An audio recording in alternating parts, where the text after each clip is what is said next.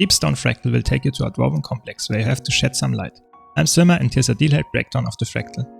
The Fractal is on day and you cannot use slaying potions effectively in this Fractal, but force and impact sigil on power builds should be sufficient. Before facing the Deepstone Sentinel, you encounter a Tetris obstacle course. Avoid the green tiles as they deal damage. You can dodge and block between the safe and non-glowing tiles to make your way to the end. Once two players have passed through, they should stand on the cyan glowing runes to stop the Tetris trap, allowing others to cross.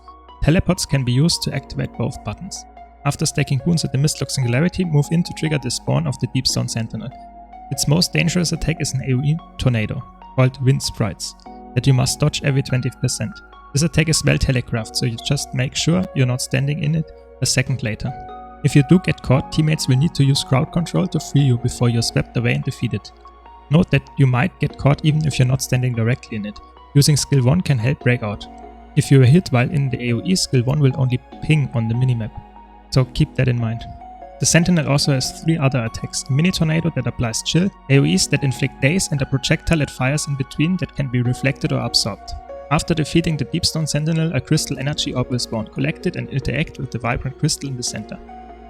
As you make your way to the Brood Queen, be sure to destroy the spider's nets you encounter. On the bridge, watch out for telegraphed wind currents that are unblockable. If you get hit by one, you will be sent back to the start of the bridge with a significant time penalty. Avoid attempting to skip multiple wind currents at once to prevent being reset. To reactivate the puzzle and clear the path to the Brood Queen, you need to stand on 2 cyan glowing runes near the end of the bridge. Sometimes the NPC may lag behind, which can prevent the cyan buttons from working. If this happens, backtrack to the Mistlock Singularity to trigger dialogue with the NPC. Beat the 2 elite Brood Mother spiders to spawn the Brood Queen. This boss has relatively weak attacks, most of which are well telegraphed. After defeating her, a crystal energy ball will drop. Collect it and you will be teleported back to the center. Take the energy ball to the vibrant crystal at the end of the hall. After merging the second orb with the vibrant crystal, you will unlock a special action key skill called Light of Deldrimor. This skill reveals hidden chests within the dungeon, increases mob vulnerability by 10% and exposes the Shadow Minotaur in the central chamber. Once you defeated the Shadow Minotaur and the imps, the door in the middle chamber will open. Proceed into the next challenge, the maze. Be sure to bring stability to counter the frequent knockbacks from the Shadow Minotaur. In this area, use the Light of Deldrimor to uncover the hidden tiles of the maze. Start by moving to the right to reveal the first Orb of Light. From there, head towards the next Orb of Light, which is located to your left or in the bottom left corner of the minimap.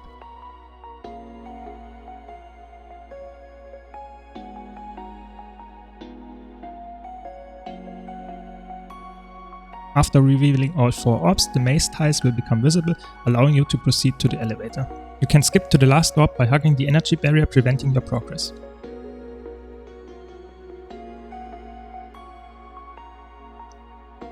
Once you stand on the rune in the center of the platform, it will begin to descend. If you don't make it in time, don't worry. There's a cyan glowing rune that will teleport you down. As the platform descends, it will pause midway and mobs will spawn. You'll face 2 waves. The first consists of veteran imps, followed by an elite Minotaur and more veteran imps. Use the Light of Deldrimor to make them vulnerable. After defeating them, the platform will continue moving. You can jump down, but be cautious, as falling from too high might result in death. It's safer to wait until the platform reaches the bottom. Restack your boons and move on to the boss. The boss has several mechanics, the most troublesome being that he teleports to a random location in the arena every 10%. Voice has a few well telegraphed attacks that can be easily sidestepped.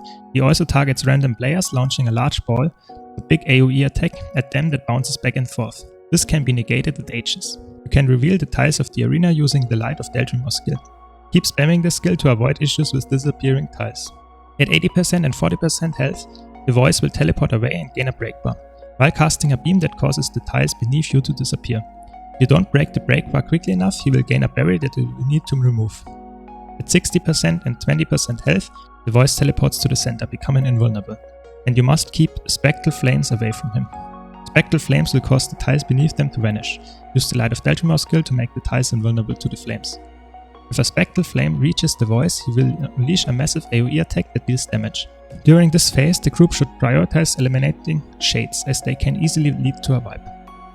After reaching 20% health, he no longer teleports away and you can unleash your damage. Once you defeated the voice, the Fractal is complete. I hope you found this quick guide useful. If you did, be sure to leave a like. And if you want to see more guides in this series and much more, consider subscribing. Thanks for watching and I hope to see you in the next video.